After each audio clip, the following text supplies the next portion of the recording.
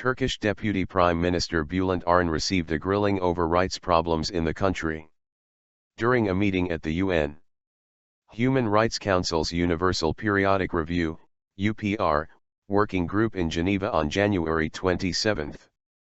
Egypt, which has been holding 3 Al-Jazeera staff in jail for more than a year, criticized Turkey harshly on freedom of press by saying it had broken a world record in the number of imprisoned journalists for 2 years.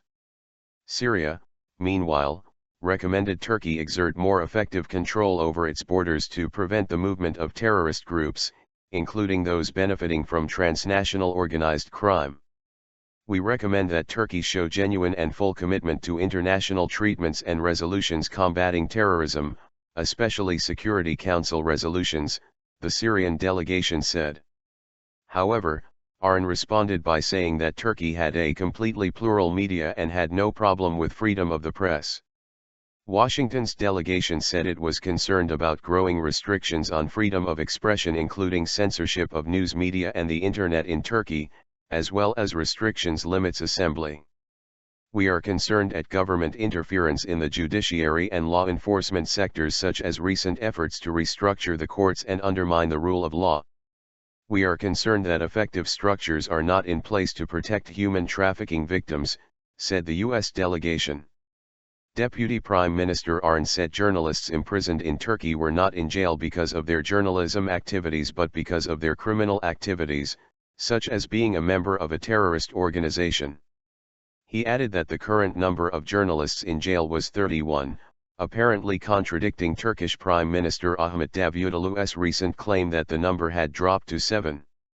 The first review on Turkey's record by the UPR was conducted in May 2010 with a delegation headed by the then Deputy Prime Minister and current Parliament Speaker Cemil Çiçek.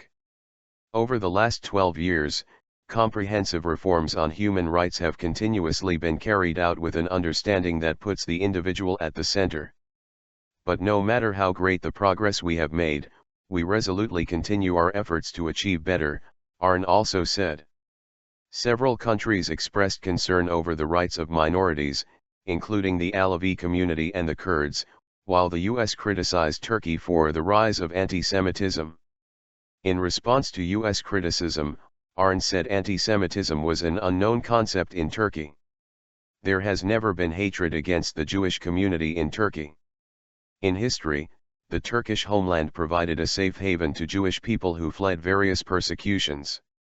Any isolated anti-Semitic statements are condemned at the highest level and the necessary judicial or administrative steps are taken, he said.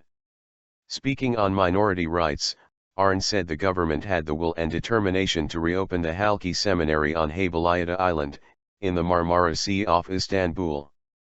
He also recalled recent reforms that allowed the return of minority properties. Arınç said they were holding meetings with the leaders of the Alevi community to improve their demands, while pointing to changes made in religious textbooks in 2011 and the renaming of a university in Nevşehir after a leading Alevi figure, Hakbetesi Veli.